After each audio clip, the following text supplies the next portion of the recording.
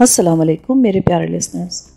کہانی شروع کرنے سے پہلے میرے فیس بک کے گروپ لبابہ حیدر آفیشیل اور میرے فیس بک پیج لبابہ حیدر کو جوائن کریں۔ میرے پیج اور گروپ کا لنک ڈسکرپشن باکس میں بھی موجود ہے۔ میں آپ کا وہاں انتظار کر رہی ہوں۔ شکریہ۔ اب سوال یہ تھا کہ میں پانی کہاں سے حاصل کروں۔ دریا وہاں سے مغرب کی سمت میں تھا اور مجھے نہیں معلوم تھا کہ وہاں تک آنے جانے میں مجھے کتنی دیر لگ جائے۔ اس جنگل میں دن کو بھی رات کا سما نظر آتا تھا، اور وہ تو وقتی رات کا تھا۔ ہاتھ کو ہاتھ سجھائی نہ دیتا تھا۔ میں نے روشنی کے لیے وہ لکڑی ہاتھ میں لے لی جسے قدسیہ جلا کر گئی تھی۔ پانی کہاں سے مل سکے گا بابا جی؟ پتہ نہیں، شاید دریا سے مل جائے۔ اس سے مانگ لاؤ، 2 بوند کی ضرورت ہے۔ ٹھیک ہے، میں بھی لاتا ہوں۔ یہ کہہ کر میں دریا کی طرف چل نکلی۔ راستہ اتنا محیط تھا کہ میرا دل دہل رہا تھا، پھر بھی اس بوڑھے کے لیے میں اس خطرات سے لبریز جنگل کے اندر ہی اندر چلتا ہوا مختلف پگڈنڈیوں پر سے گزرتا بڑی مشکلوں سے دریا تک پہنچا اور گھڑا بھر کر انہی قدموں پر واپس ہو لیا۔ ابھی میں جنگل میں چند ہی قدم چلا ہوں گا کہ اچانک مجھے چاروں طرف سے بھیانک آوازیں سنائی دینے لگیں۔ مجھے گیدڑوں نے تنہا پا کر گھیر لیا تھا۔ وہ لہجہ بلہجہ میرے گرد اپنا حلقہ تنگ کرتے جا رہے تھے۔ ان سے بچنے کے لیے میں بھاگ کر ایک درخت کے موٹے تنے کی طرف لپکا تو اچانک میرا پاؤں کسی ننگی جڑ میں پھنسا اور میں منہ کے بل زمین پر گر گیا۔ میری ساری توجہ گھڑے پر تھی کہ وہ گر کر نہ ٹوٹ جائے۔ اسے میں نے گرنے تو نہ دیا، مگر جب میں خود منہ کے بل نیچے جا رہا تو اس میں سے سارا پانی زمین پر بہہ گیا۔ گھڑا خالی ہو چکا تھا اور وہ گیدڑ، جن کی تعداد کسی بھی طرح 10 سے کم نہ تھی، مجھ پر پل پڑے تھے۔ میں نے تیزی سے اسٹین گن سیدھی کی اور ان پر اندھا دھند گولی چلا دی۔ جلتی ہوئی لکڑی زمین پر پڑی تھی۔ اس کی روشنی میں نے کئی گیدڑوں کو بھیانک انداز سے چیختے ہوئے زمین پر گرتے دیکھا۔ گولیوں کی آواز سے باقی گیدڑ خوفزدہ ہو کر بھاگ نکلے۔ اپنے پیچھے وہ 6 حملہ مردہ چھوڑ گئے تھے۔ میں نے لکڑی کی روشنی میں ان کو اوندھا سیدھا پڑے دیکھا اور پھر گھڑا اٹھا کر دریا کی طرف چل دیا۔ ایک بار پھر مجھے لمبا راستہ طے کر کے دریا سے پانی بھر کر واپس آنا پڑا، مگر وہ ایسی مشقت تھی کہ میرا جوڑ جوڑ دکھنے لگا۔ سردی کا تو مجھے قطن کو احساس نہ تھا، لیکن اس فاصلے نے مجھے نڈھال کر دیا۔ کوئی 1 گھنٹے بعد جب میں بابا کے پاس پہنچا تو پیاس کے مارے اس کا حال اور بھی ابتر ہو چکا تھا۔ میں نے گھڑا اس کے سامنے رکھا تو اس نے تندرست توانا آدمی کی طرح وہ گھڑا اٹھا کر منہ سے لگا لیا۔ اس نے پیالے کا بھی انتظار نہ کیا۔ جب وہ سیر ہو کر پانی پی چکا تو گھڑا اس نے میری طرف بڑھا دیا۔ معلوم یہ ہوا کہ وہ ظالم آدھا گھڑا پی گیا تھا۔ اتنی پیاس لگی تھی آپ کو بابا؟ یہ جنم جنم کی پیاس ہے جوان، کبھی کبھی بہت بڑا کٹتی ہے۔ تیرے پاس سگریٹ ہے کوئی؟ میں نے جیب سے سگریٹ کا پیکٹ نکال کر اس کی طرف بڑھایا تو وہ بولا، مجھے سلگا کر دے، میں اس تیلی سے بہت ڈرتا ہوں، میرے بال جلا دیتی ہے۔ اس کا لہجہ خوشگوار ہو گیا۔ جب وہ سگریٹ کے گہرے گہرے کش لے رہا تھا تو اس گھڑی میرے دل میں یہ وسوسے اٹھ رہے تھے کہ اگر اس کو معلوم ہوگا کہ میں نے اس لڑکی کو قتل کر دیا ہے تو وہ پتہ نہیں میرے ساتھ کیا سلوک کرے۔ اس لڑکی میں اتنی مرزانہ قوتیں موجود تھیں تو اس کے باپ کے پاس کیا کچھ نہ ہوگا۔ میرا دل بری طرح لرزنے لگا تھا۔ جب وہ آدھا سگریٹ 5-6 کش پی چکا تو بولا، تجھے بڑی تکلیف اٹھانی پڑی پانی لانے کے لیے، راستے میں بڑے سپ ملے ہوں گے، ادھر گیدڑ بھی بہت ہے۔ ہاں بابا، ادھر راستہ بڑا خطرناک ہے، گیدڑوں سے ملاقات ہو گئی تھی۔ میں نے تیری گولیوں کی آواز سنی تھی۔ ادھر آ، ذرا میری ٹانگیں تو داب دے، بڑا درد اٹھ رہا ہے ان لکڑیوں میں۔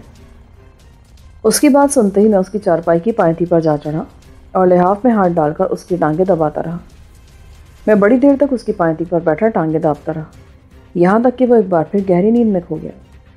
جب اس کے خراٹوں کی آواز میں تواتر پیدا ہو گیا تو میں بڑی احتیاط سے اس کی چارپائی پر سے اترا اور اس کے بدن پر لحاف درست کر کے جھونپڑے میں جا گھسا۔ جلتی ہوئی لکڑی میرے ہاتھ میں تھی۔ اس کی روشنی میں جب میں جھونپڑی میں داخل ہوا تو یہ دیکھ کر مجھے بہت دکھ ہوا کہ قدسیہ ابھی تک واپس نہیں آئی تھی۔ میں نے ذرا غور سے جھونپڑی کے کچے فرش پر جھک کر دیکھا تو معلوم ہوا کہ وہاں کسی درندے کے قدموں کے نشان موجود ہیں۔ یوں لگتا تھا جیسے وہ درندہ وہاں سے کوئی شے گھسیٹ کر باہر لے گیا ہے۔ جھونپڑی کی ایک دیوار میں خاصا بڑا سوراخ نظر آ رہا تھا۔ وہ اتنا چوڑا تھا کہ اس میں سے ایک چیتا آسانی سے گزر سکتا تھا، اور اس سوراخ میں سے پچھم کی طرف چلنے والی ہوا سسکیاں بھرتی اندر آ رہی تھی۔ اس کا مطلب یہ تھا کہ قدسیہ وہاں آ کر لیٹی تھی، مگر کسی درندے نے اندر منہ ڈال کر اسے باہر گھسیٹ لیا تھا۔ یہ سب کچھ میرے لیے اتنا غیر متوقع تھا کہ میں کتنی ہی دیر تک وہاں سن سا کھڑا رہا۔ پھر میں دیوانگی کے عالم میں اس سوراخ سے گزر کر دوسری طرف نکل گیا۔ گن میرے سیدھے ہاتھ میں تھی اور اس کی لبلبی پر میرا دباؤ دم بدم گہرا ہوتا جا رہا تھا۔ حیرت مجھے یہ تھی کہ وہ درندہ اندر آیا، قدسیہ کی لاش گھسیٹ کر بھی لے گیا، مگر بابا کو خبر تک نہ ہو سکی۔ یہ کیسا بابا ہے، کیسا فقیر ہے؟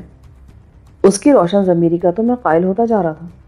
وہ اسی کے دم قدم کی برکت تھی، اسی کی کرامت تھی کہ قدسیہ کو اندیکھی انجانی باتیں معلوم ہو جاتی تھیں۔ مگر یہ کیسا اندھیر تھا کہ وہ اس درندے کے بارے میں کچھ نہ جان سکا جو اس کی متاع عزیز کو جھونپڑی میں سے گھسیٹ کر لے گیا تھا، اور جسے یہ بھی معلوم نہ ہو سکا تھا کہ جس آدمی سے وہ پانی مانگ رہا ہے وہ اس کی لڑکی کو زخمی کر چکا ہے۔ میں نے بائیں ہاتھ میں جلی ہوئی لکڑی تھام رکھی تھی۔ میں تیز تیز قدم اٹھاتا آگے بڑھ رہا تھا۔ اس درندے کے پاؤں کے نشانات زمین پر دکھائی دیتے تھے۔ نشان بہت واضح اور صاف تھے۔ میں کوئی 100 قدم تک ان نشانات کے پیچھے پیچھے چلتا رہا، مگر آگے نکل کر وہ کھوج گھاس پر پہنچ کر معدوم ہو گیا۔ میں نے اس سے آگے نکل کر پھر ننگی زمین پر چلنا شروع کر دیا، مگر اب مجھے کوئی بھی نشان نظر نہیں آتا تھا۔ میں سمجھا وہ درندہ یہیں کہیں چھپا بیٹھا ہوگا۔ یہ میں نے ایک ایک جھاڑی دیکھ لی، مگر کسی بھی سمت مجھے نہ قدسیہ نظر آئی اور نہ ہی وہ درندہ۔ کوئی 2.5 گھنٹے تک میں پاگلوں کی طرح اس جنگل میں پھرتا رہا، مگر مجھے کچھ بھی نہ مل سکا، اور پھر میں ہر طرف سے مایوس ہو کر واپس آ گیا۔ بابا گہری نیند میں تھا اور اس کے خراٹے بڑے تسلسل سے جاری تھے۔ میں دبے پاؤں چلتا ہوا جھوپڑی میں داخل ہوا اور جلتی لکڑی کو پھر گھڑوچی کے ایک سوراخ میں پھنسا کر لحاف پر جا لیٹا۔ نیند مجھ سے کوسوں دور تھی۔ جھوپڑی کا ماحول مجھے آصف زدہ سا نظر آتا تھا۔ میں رہ رہ کر بدک جاتا۔ طرح طرح کے خیالات میرے ذہن کو پریشان کر رہے تھے۔ جب میں بہت زیادہ نڈھال ہو گیا تو میں نے کوٹ اتار کر الگ ڈال دیا اور اپنے زخمی بازو کو سلانے لگا، مگر یہ دیکھ کر میں دیوانہ سا ہو گیا کہ میرا زخم پوری طرح مندمل ہو چکا تھا۔ درد کا ذرا سا بھی احساس باقی نہ تھا۔ میں نے جرسی اور قمیض اتار کر اپنا زخم غور سے دیکھا تو معلوم ہوا کہ اب زخم پر ہلکا سا کھرن باقی رہ گیا تھا۔ قدسیہ نے مسیحائی دکھائی تھی۔ اس نے مجھے رات ہی رات میں صحتیاب کر دیا تھا، مگر کوئی میری کمینگی دیکھے کہ میں نے اس کے بے مثال بدن کی صورت میں قدرت کی بے مثالی ثنائی کی داد دینے کے بجائے اس پر گولی چلا دی تھی، محض اس لیے کہ وہ میری آرزو میں مری جاتی تھی اور صرف یہ چاہتی تھی کہ میں اس سے محبت کروں، اس کی والہانہ خود سپردگی کو لبیک کہوں۔ مگر میں نے اپنی بزدلی کے تارے عنکبوت میں پھنس کر اس کو مجرم گردانا اور اس کے جسموں بھرے نازک سے بدن پر گولی داغ دی۔ میرے سفلے پن کی تو کوئی انتہائی باقی نہ رہی تھی۔ میں اسے محبت نہ دے سکا، اس سے نفرت بھی نہ کر سکا، اور اسے کچھ دینے کے بجائے اس کی بے حد و حساب خاطر مدارات کے عوض اس کی کوئی خدمت کرنے کے بجائے میں نے اس کی زندگی کے سارے لال و گوہر فنا کر دیے تھے۔ میرے پاس تو کچھ بھی باقی نہ رہا تھا۔ اب میں کیا کر سکتا تھا؟ میں نے چاہا کہ اسی چپچاپ پستول کی گولی اپنی کن پٹی میں اتار کر اپنے اس گناہ کا کفارہ ادا کروں۔ مایوسی کے اتھر گرداب میں پھنس کر میں نے پستول نکال بھی لیا۔ میں بلا شبہ اپنے ہی جسم پر وار کرنے پر تیار ہو چکا تھا کہ اچانک مجھے بوڑھے کی آواز سنائی دی، پانی۔ اسے پھر پیاس نے نڈھال کر دیا تھا۔ میں نے پستول جیب میں ڈالا اور تیزی سے اٹھ کر اس کے پاس جا پہنچا۔ وہ لحاف کو اپنے گرد لپیٹ کر چارپائی پر سیدھا ہو کر بیٹھا تھا۔ اب کی بار میں نے گھڑے سے پیالہ بھر کر اسے دیا تو وہ مسکرایا۔ یہ تو اندر کیا کر رہا تھا پگلے؟ میں کچھ بھی نہیں بابا جی، کچھ بھی نہیں۔ تو شاید خودکشی کرنا چاہتا تھا۔ میں بہت دکھی ہوں بابا جی، میں نے اس لڑکی پر گولی چلا دی جس نے مجھے بچایا تھا۔ قدسیہ پر؟ ہاں، وہ شاید مر چکی ہے، مگر مجھے کہیں نظر نہیں آتی۔ میں بہت شرمندہ ہوں بابا جی۔ وہ مری نہیں ہے، مگر تو نے بہت جلد بازی سے کام لیا تھا۔ وہ میری بیٹی ہے جیلانی، وہ تجھے پسند کرنے لگی تھی، مگر تو نے اسے اچھا سبق دیا ہے۔ وہ آپ کی بیٹی ہے؟ ہاں، وہ ایسی نہیں جیسی تو سمجھتا ہے، مگر وہ آج بہک گئی تھی، ایک دم پاگل ہو گئی تھی وہ۔ اب وہ کبھی تیرے سامنے نہیں آئے گی۔ میں نے اس کی آنکھوں میں سلائی پھیر دی ہے۔ سلائی پھیر دی؟ یہ کیا کہہ رہے ہیں آپ؟ میں ٹھیک کہہ رہا ہوں۔ وہ تیری گولی سے زخمی نہیں ہوئی تھی۔ میں یہاں بیٹھا سب کچھ سن رہا تھا، سب کچھ دیکھ رہا تھا۔ وہ باہر نکلی تو سیدھی میری چارپائی کے نیچے آ کر چھپ گئی، مگر میں اس کی نظر کی اس آوارگی سے پریشان ہو گیا تھا۔ جب تو پانی لینے گیا تو میں نے اس کی آنکھوں میں ایک جنگلی بوٹی کے 2 قطرے ٹپکا دیے، جس سے اس کی نظر بہت دنوں تک بند رہے گی۔ اس کا علاج مجھے معلوم ہے۔ ایک اور بوٹی بھی میرے علم میں ہے، جس کا پانی اس کی آنکھ میں ڈالوں گا تو اس کی نظر لوٹ آئے گی۔ جو دوا میں نے اس کی آنکھ میں ڈالی ہے وہ پتلیوں پر جم جاتی ہے، اسے میں پگھلا دوں گا تو وہ پھر سے دیکھنے لگے گی۔ یہ کیا کر دیا بابا جی آپ نے؟ اسے اتنی بڑی سزا نہیں ملنی چاہیے تھی۔ اور اگر اسے تیری گولی لگ جاتی تو؟ وہ میری غلطی تھی، میرا پاگل پن تھا، میں اس پر بہت پچھتا رہا ہوں۔ بہرحال جو ہوا بالکل ٹھیک ہوا۔ اب کہاں ہے وہ؟ اسے میں نے تریمو کے ساتھ گاؤں بھیج دیا ہے۔ تریمو؟ یہ تریمو کون ہے بابا جی؟ میں نے حیران ہو کر پوچھا۔ اس نام کے ایک ایسے آدمی سے میں واقف تھا جو میرے ساتھ ہی پھانسی کی کوٹری میں بند تھا۔ اس پر 4 آدمیوں کے قتل کا جرم ثابت کیا گیا تھا اور اسے بھی میرے ساتھ ہی پھانسی کی سزا ہو گئی تھی، اور وہ بھی اس روز میرے ساتھ ہی وہاں سے بھاگ نکلنے میں کامیاب ہو گیا تھا۔ اس کا نام بھی اخباروں میں چھپتا رہا تھا۔ تو نہیں جانتا اسے؟ میں کیسے جان سکتا ہوں بابا؟ تو اسے جانتا ہے بچے، وہ تیرے ساتھ والی پھانسی کی کوٹری میں بند تھا اور تیرے ساتھ ہی جیل سے بھاگا تھا۔ اچھا، تو آپ اس تریمو کا ذکر کر رہے ہیں؟ مگر آپ اسے کیسے جانتے ہیں، اس تریمو خاکی کو؟ مجھے معلوم تھا کہ وہ جیل میں تریمو خاکی کہلاتا تھا، پنجابی میں شیر کہتا تھا اور خاکی تخلص کرتا تھا۔ بہت اچھا آدمی تھا وہ میرا منہ بولا بیٹا بنا ہوا ہے۔ وہ جہلم کا رہنے والا ہے اور جب سے بھاگ کر آیا اسی جنگل میں رہ رہا ہے۔ بلادر میں اس کا ایک بھائی رہتا ہے۔ اچھا، آپ نے تو مجھے حیران کر دیا بابا جی۔ مگر یہ بتائیں کہ آپ کو میرا نام کس طرح پتہ چلا؟ قدسیہ کی باتوں سے پتہ چلتا تھا کہ وہ میرے بارے میں بہت کچھ جانتی ہے۔ ہمیں تریمو نے ہی سب کچھ بتایا ہے۔ جب تو نے بلادر میں ہادی علی کو مارا تو اس وقت وہ وہیں تھا۔ پولیس جب تیرے پیچھے بھاگی تو وہ بلادر سے نکل کر سیدھا ادھر آ گیا۔ اس نے تیرے بارے میں ہمیں سب کچھ بتا دیا تھا، اسی لیے جب تو ادھر آیا تو میں نے تجھے پہچان لیا۔ تیرے رخسار کے اس کالے نشان کا اس نے مجھ سے ذکر کیا تھا۔ اچھا، تو یہ بات ہے؟ میں سمجھا کہ آپ کو شاید غیب سے ساری باتیں معلوم ہو جاتی ہیں۔ ارے نہیں جیلانی بیٹے، ابھی تو میں ان منزلوں سے بہت دور ہوں۔ ہاں، اللہ نے مجھ پر اپنی بڑی رحمتیں نازل کر رکھی ہیں۔ مجھے جڑی بوٹیوں کا علم دیا ہے، میرے ہاتھ میں اس نے شفا بھر دی ہے۔ یہ کرامت تو میں دیکھ چکا ہوں، میرا زخم اچھا ہو چکا ہے۔ مگر بابا جی آپ یہ بتائیں کہ آپ نے یہاں جنگل میں ڈیرا کیوں ڈال رکھا ہے، اور اپنی بیٹی کو بھی ادھر ہی باندھ رکھا ہے آپ نے؟ یہ بہت لمبی بات ہے بیٹا۔ ہم تجھ سے بہت خوش ہیں کہ تو نے ہادی علی جیسے ذلیل آدمی کے وجود سے علاقہ پاک کر دیا۔ ایک خلقت نالا تھی اس سے، کوئی اور ہوتا تو ہم اس کے سامنے اپنی زبان نہ کھولتے، مگر تم ہمیں اچھے لگتے ہو۔ خاکی نے آج تمہارے بارے میں ہمیں بہت سی باتیں بتائیں تھیں۔ ہم نے فیصلہ کیا تھا کہ اگر تم ادھر آن نکلے تو ہم تمہارے لیے وہ سب کچھ کر گزریں گے جو ہم کر سکتے ہیں۔ یہ آپ کی بڑی مہربانی بابا جی، ورنہ میں کس قابل ہوں؟ آپ کے ہاتھ میں اللہ نے واقعی بڑی شفا رکھی ہے، اور آپ کو دیکھ کر میرا دل پرسکون ہو جاتا ہے۔ ورنہ یہ تو خدا ہی جانتا ہے کہ میں ذلت کی کن گہرائیوں میں گر چکا ہوں۔ میں اپنے آپ سے شرمندہ رہتا ہوں۔ ہاں، آدمی کو ہمیشہ اپنے عمل پر نگاہ رکھنی چاہیے، مگر میں سمجھتا ہوں کہ ہیرا اگر کیچڑ میں گر جائے تو بھی ہیرا ہی رہتا ہے۔ تیرے راستے تو ہم نہیں بدل سکتے، مگر ہم اتنی امید ضرور رکھتے ہیں کہ تو کبھی کسی پر ظلم نہیں کرے گا۔ میں ظلم کرنے کی طاقت ہی نہیں رکھتا، میں تو خود تباہ حال آدمی ہوں۔ میں اندر سے اتنا دکھی ہوں کہ میں بیان نہیں کر سکتا۔ ہمیں تمہارے دکھ کا اندازہ ہے جیلانی بیٹے، خدا کرے تمہاری یہ مصیبتیں جلد ختم ہو جائیں۔ تریمو نے تمہاری ساری کہانی ہمیں سنا دی تھی، مگر ہمیں نہیں معلوم کہ ہادی علی کو تم نے کیوں مارا ہے۔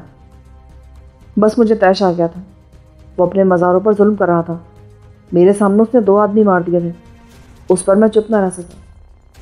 مگر آپ نے یہ نہیں بتایا کہ آپ نے دنیا سے منہ کیوں موڑ لیا ہے؟ میں بہت بد نصیب آدمی ہوں جیلانی بیٹے، اور اب اس منزل کی تلاش میں ہوں جہاں پہنچ کر بندے اور خدا کے درمیان کوئی فاصلہ باقی نہیں رہتا۔ میں اس راستے پر عرفان کی منزلوں سے گزر کر نہیں چڑھا ہوں۔ میں نے بہت دکھ جھیلے ہیں۔ میں ادھر پنڈی بھٹیاں میں رہا کرتا تھا، سرکاری اسپتال میں کمپاؤنڈر کا کام کرتا تھا میں۔ عمر میری 30 سال ہو چکی تھی، مگر میری شکل و صورت تو جیسی ہے تم دیکھ ہی رہے ہو۔ رنگ بھی میرا توے جیسا سیاہ ہے۔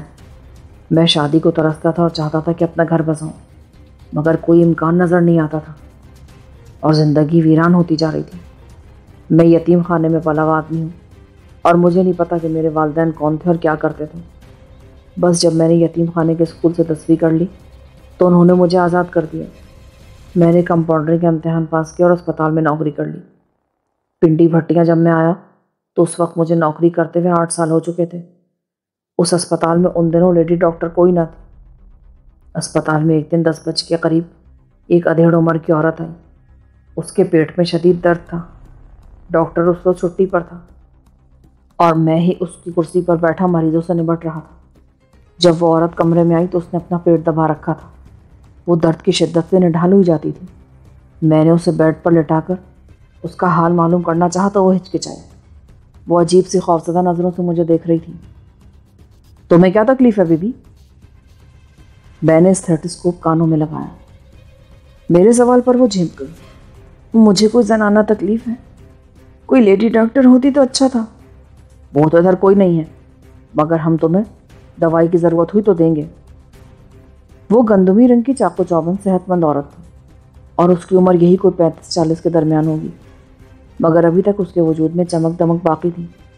اس کا نام مہر جان تھا اور وہ چک عزیز نامی گاؤں سے آئی تھی۔ دوا کی نہیں، مجھے اندرونی علاج کی ضرورت ہے۔ کوئی ڈاکٹرنی نہیں ہے یہاں؟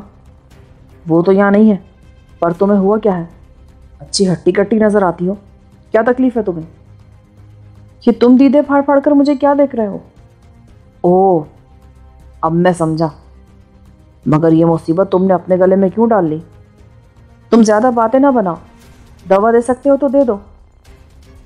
میں نے محسوس کیا کہ وہ خاصی عشو دراز قسم کی عورت ہے، اپنے حربے استعمال کرنے کا فن خوب جانتی تھی۔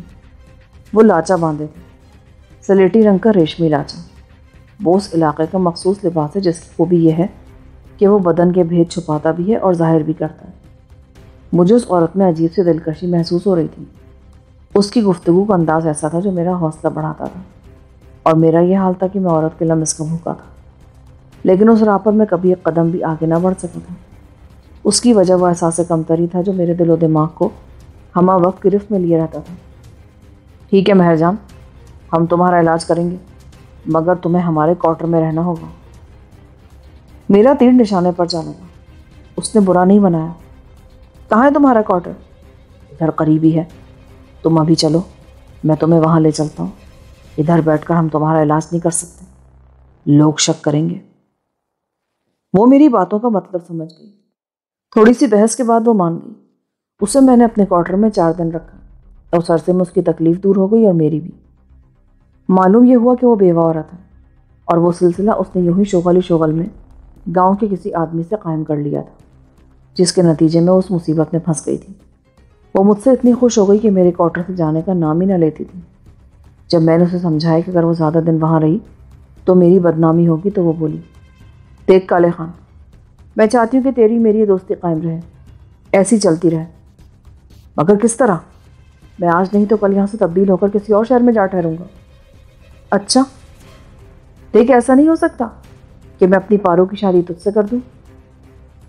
وہ مجھے بتا چکی تھی کہ اس کی ایک جوان سوتیلی لڑکی بھی ہے جس کی عمر 15 سال ہے۔ یہ تو بہت اچھی بات ہے، میرا گھر بھی بس جائے گا اور ہمارا یہ معاملہ بھی چلتا رہے گا۔ بڑا ڈھیٹ ہے تو کالے خان، تجھے شرم نہیں آئے گی؟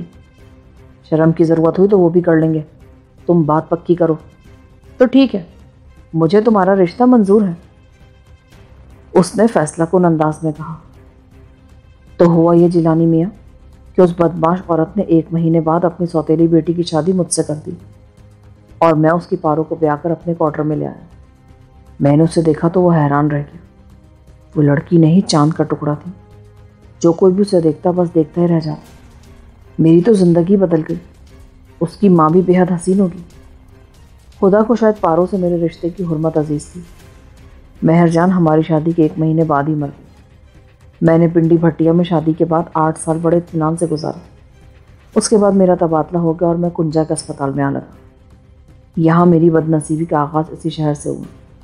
اس وقت مجھے کنجا میں کام کرتے ہوئے 1 سال ہو چکا تھا۔ میری اس بچی کی عمر اس وقت 8 سال تھی۔ 3 بچے اور بھی ہو چکے تھے۔ پپو اس وقت 1.5 سال کا تھا اور وہ سب سے چھوٹا تھا۔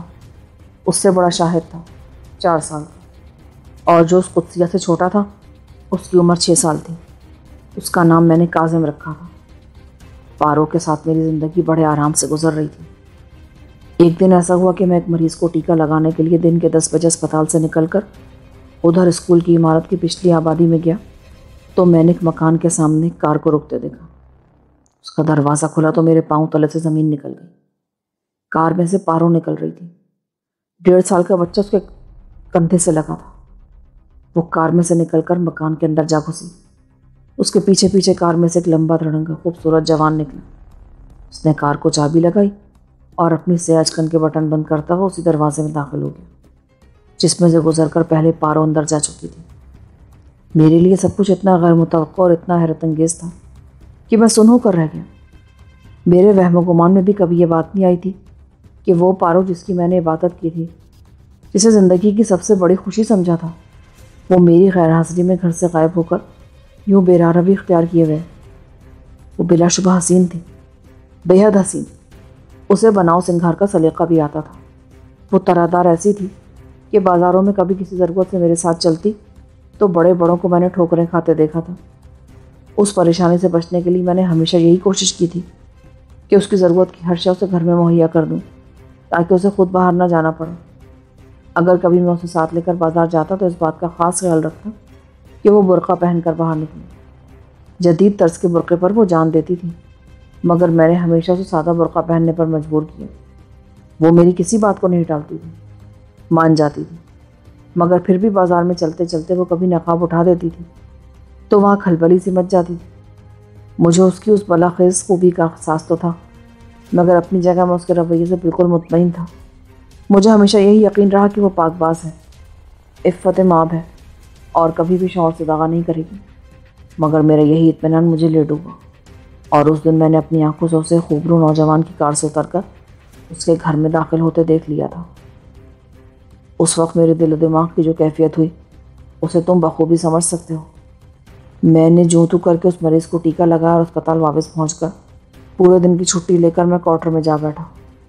پارو گھر سے غائب تھی اور چھوٹے بچے اس قدسیہ کی تحویل میں تھے۔ میں نے قدسیہ سے اس روز پہلی بار پوچھا، تمہاری ماں کہاں ہے قدسیہ؟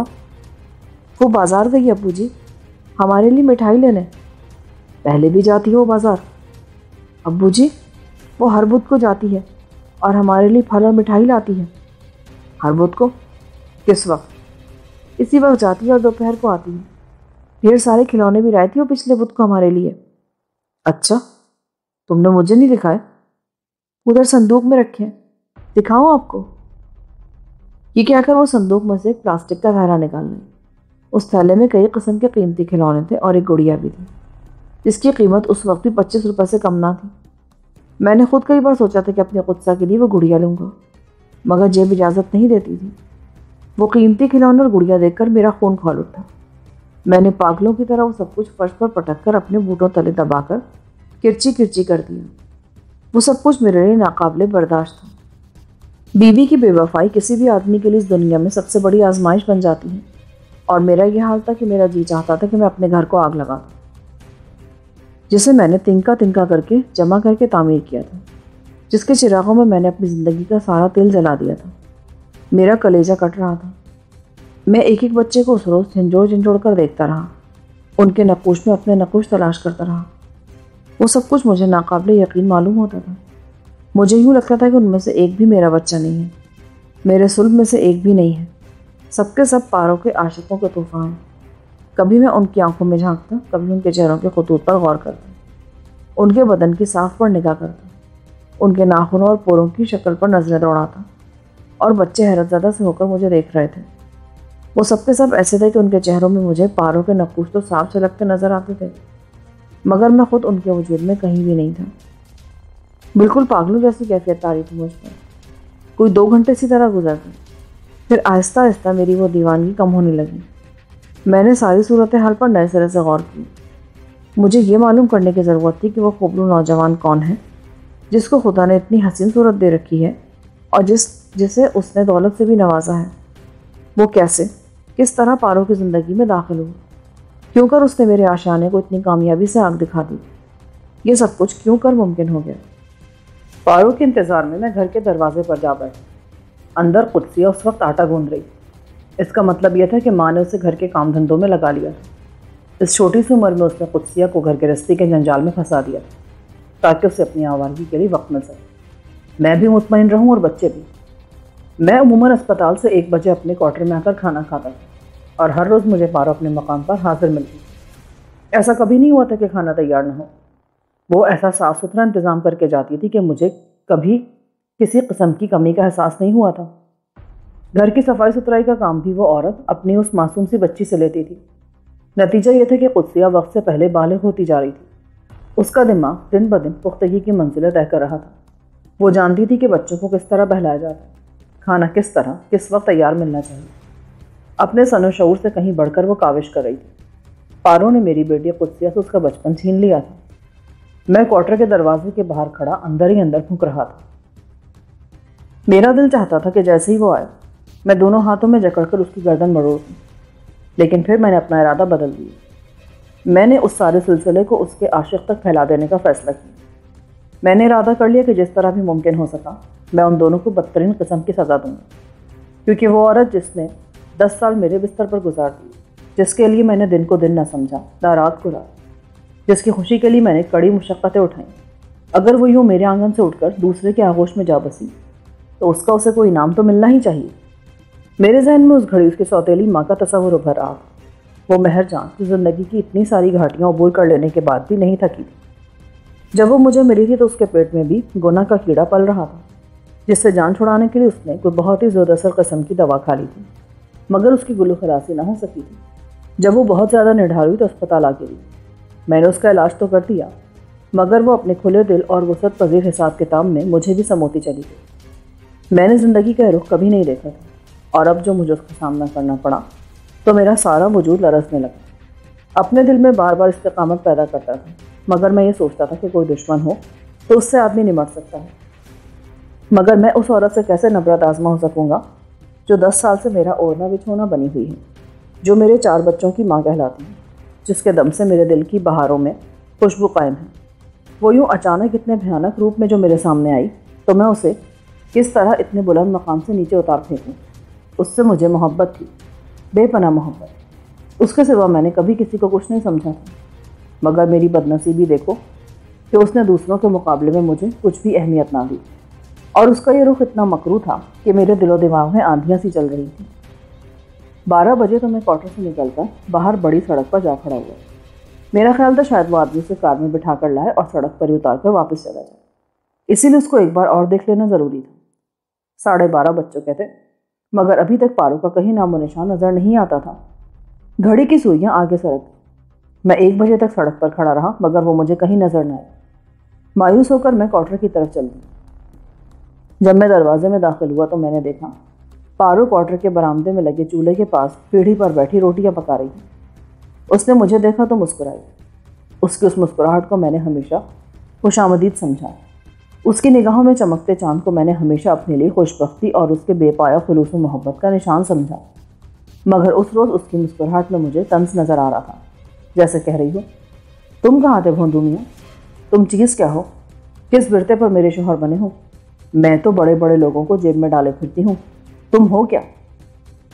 میرے چہرے پر پھیلی سنجیدگی دیکھ کر وہ بھی سنجیدہ ہو گئی۔ کیا آپ نے بچوں کے کھلونے کیوں توڑ دیے؟ میں ذرا دیر کے لیے بازار کیسے چلی گئی؟ آپ کا تو پارا ہی چڑھ گیا۔ تم بازار میں بیٹھ جاؤ تو زیادہ بہتر ہے پارو بیگم، بازار جانے سے تمہاری تسلی نہ ہوگی۔ کیا کہہ رہے ہو؟ طبیعت تو ٹھیک ہے نا تمہاری؟ کس بات پر اتنا ناراض ہو؟ مجھے ناراض ہونے کی کیا ضرورت ہے مہاپارا بیگم، مجھے تو خوشی ہے۔ اس کا اصل نام مہاپارا تھا۔ کیا خوشی ہے تمہیں؟ ماتھے پر تو ٹھیکرے ٹوٹے پڑے ہیں تمہارے، ایسے خوش ہوتے ہیں؟ ہاں میں خوش ہوں، دیکھو نا ہمارا گھر کتنا اچھا ہے، کتنے پیارے پیارے خوبصورت بچے ہیں، ان میں ایک بھی ایسا نہیں جو میرے جیسا نظر آتا، ورنہ وہ بدصورت ہوتا، کالا کلوٹا ہوتا۔ کیا کہتے ہو تم؟ یہ بجھاڑتے نہ بجھواؤ۔ تمہارے بچے نظر کیوں نہیں آتے؟ تو کیا ہمسایوں کے بچے لگتے ہیں تم کو؟ یہ کیا پتا کون کس کا بچہ، مجھے تو اپنی ولدیت پر بھی شبہ ہے۔ اصل واقعات کا علم تو ماں کو ہی ہوتا ہے، باپ بیچارے تو سمجھتی ہو نا۔ یہ کہہ کر میں اس کے پاس پیڑھی پر بیٹھی۔ اس نے بگھاری ہوئی دال کٹورے میں ڈالی تو میری طبیعت الٹنے لگی۔ بیچاری قدسیہ سے بھلا اس عمر میں ہانڈی کہاں تک پک سکتی تھی؟ تمہاری باتیں میری سمجھ میں نہیں آتی قدسی کے ابا، میں ذرا دیر کے لیے اپنی ایک سہیلی کے یہاں گئی تھی، اب اتنا شور تو نہ مچاؤ۔ میں نے کون سا شور مچایا؟ میں تو تمہیں تو آج یہ بچے بھی اپنے معلوم نہیں دے رہے، کیا ہو گیا ہے تمہیں؟ میرا خیال ہے مجھے بھی کار خرید لینی چاہیے، کار اور تم، کہیں تم نے بھنگ تو نہیں پی لی؟ کار والے اور ہوتے ہیں، ہم جیسوں کی ایسی قسمت کہاں؟ کیوں نہیں؟ تمہاری قسمت میں تو کار ضرور ہوگی۔